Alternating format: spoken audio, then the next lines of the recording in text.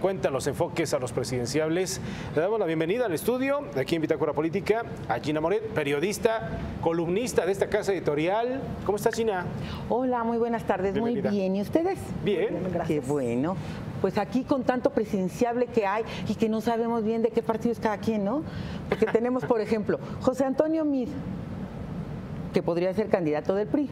Pero también podría ser del PAN. Así es, entonces va a tener muchísimos votos panistas y va a perder muchos votos priistas. Por ejemplo, Ernesto Cordero, ahorita que salió todo esto de la presidencia de la mesa directiva en el Senado, sí, pues es cierto que no van a votar a favor del fiscal, pero también es cierto que ellos tienen una salida si los expulsan del PAN. Dice con José Antonio Meade, es muy cercano a José Antonio Meade, estuvieron juntos en el ITAM, se intercambiaron las mesas directivas del ITAM, José Antonio Meade se la dejó a Cordero cuando eran estudiantes y toda la vida han tenido reuniones mínimo una vez al año para platicar, para verse todos los de la generación y son un grupo político, igual que Mario Delgado, que está en Morena, ¿no? Entonces, tenemos que toda esta gente se puede reagrupar con un candidato, ya no con un partido. Ya no estamos hablando realmente de ideologías, ¿no? Y si vemos el PAN, Ricardo Anaya, obviamente Ricardo Anaya no va a contar con los votos de cierta parte del panismo, como precisamente Gil Suárez, Ernesto Cordero y la gente que ellos arrastren. No está muy claro porque más bien han sido plurinominales ahorita, entonces no tenemos muy claro cuánta gente tengan con ellos, ¿no? Pero es obvio que Ricardo Anaya no va a tener esa parte del PAN y muy probablemente tampoco, si él ganara, tendría la parte de Margarita Zavala, de los Calderones, ¿no? Entonces ahí vemos que todos esos votos se van a mover. Yo creo que esta es la vez que vamos a tener un voto más cruzado en nuestra historia, porque igual está López Obrador, ¿no? López Obrador está jalando todo el voto del PRD y mucho del PRI. Sí. Entonces, no tenemos mucha claridad de ese voto duro del que tanto presumieron toda su vida los partidos, cómo va a funcionar ahora. Porque a mí, por ejemplo, muchos priistas me han dicho, si el candidato es Andrés Manuel López, perdón, si el candidato es José Antonio Meade, yo voto por Andrés Manuel López Obrador. Y te dicen además, nuestro ADN es más cercano a Morena que al PAN.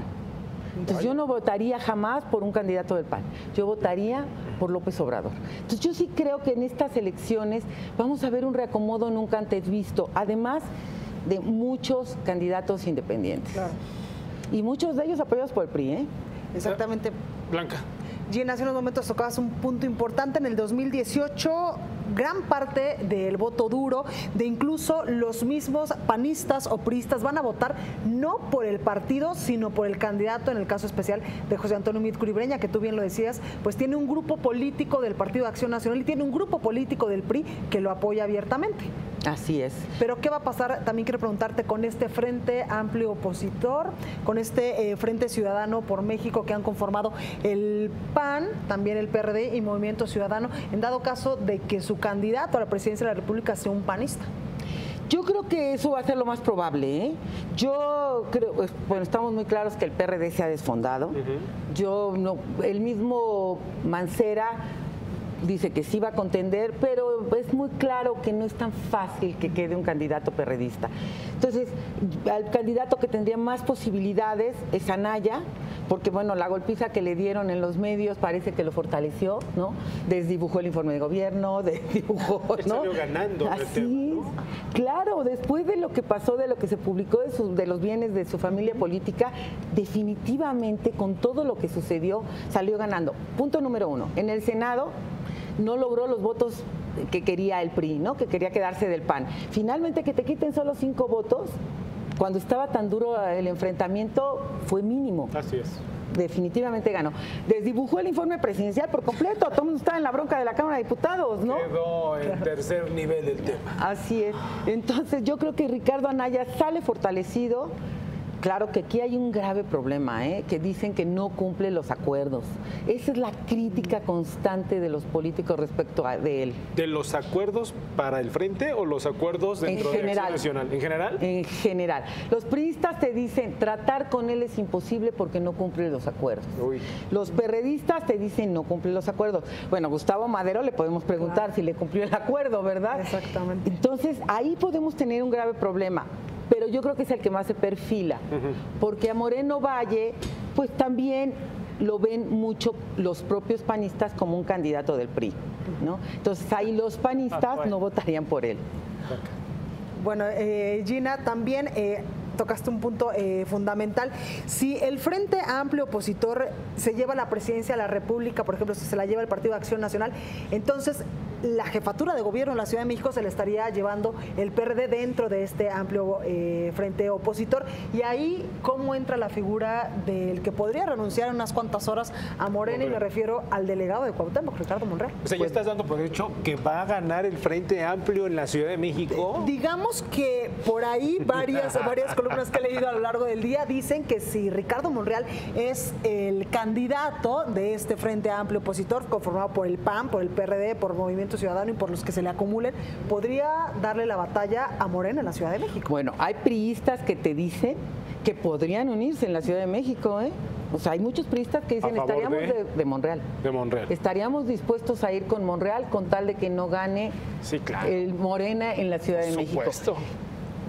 Vamos a ser realistas. Monreal no lo empezó a negociar ahora que salieron las encuestas, ¿eh? Lo empezó a negociar muchísimo antes. Claro. Entonces, yo creo que sí le puede hacer un boquete importante. ¿Y tú crees que no estarían todos de acuerdo para que no llegue Andrés Manuel a la presidencia? Porque aquí están sus principales votos. Claro. Es obvio que sí. Pero esto les dará para ganar la elección. Esto les dará para, como tú mencionas, para quitarle votos a Morena en ese sentido, cuando ve la izquierda que el PRD ya chaqueteó, porque así se le llaman, ya chaqueteó con el PAN, y no es el proyecto que, pues, no es el proyecto de izquierda que habían visto o previsto, pues mejor van a votar por el Morena. A eso voy. ¿Tú qué crees, Gina? Aquí el problema es que ya la izquierda como tal es el aborto, la legalización de la marihuana, ¿no? Porque ya la ideología de izquierda, yo creo que el PRD como tal no la tiene desde hace mucho, pero sí tiene esas ideas liberales en las que estoy de acuerdo contigo, rompe terriblemente con el PAN.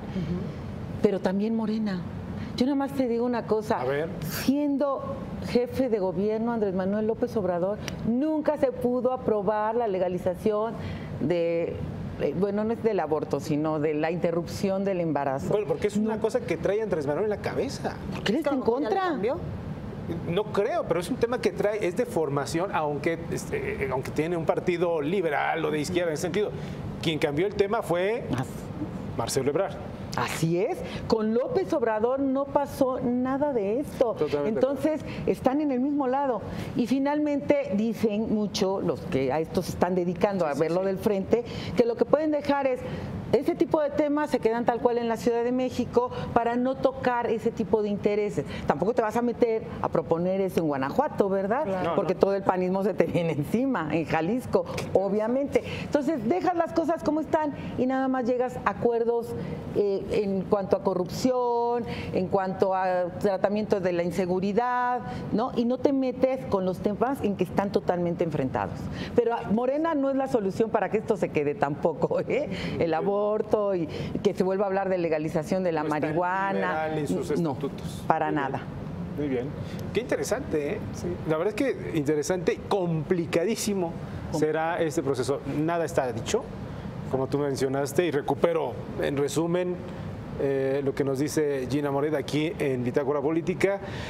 Quien sepa que ya está definido el proceso para el próximo año está totalmente equivocado, ¿no? Las cosas están moviendo y más por los perfiles que están apoyando a uno y otro personaje para la grande. Mientras tanto, ya vemos a muchos secretarios de Estado, por ejemplo, del PRI, acompañando más al presidente de México, Enrique Peña Nieto, por ejemplo, el secretario de Educación Pública, Aurelio Nuño, que pues últimamente no se le ha despegado. Podría ser y que sabemos que es de los fuertes. Hasta China se fue. Así es. Ahora, también no es muy visto como priista, ¿eh? No es el priista viejo. Así es. ¿No? Entonces, igual quién sabe cómo reaccionen los priistas con Nuño. Yo no los veo tan a favor porque lo ven como este grupo pues más itamita, más tecnócrata, aunque no sea del ITAM, pero más cercano a este grupo. Muchísimo más cercano. Gina, muchas gracias. Muchas gracias a ustedes, fue un placer, muy amable. Próximo lunes. Muy bien.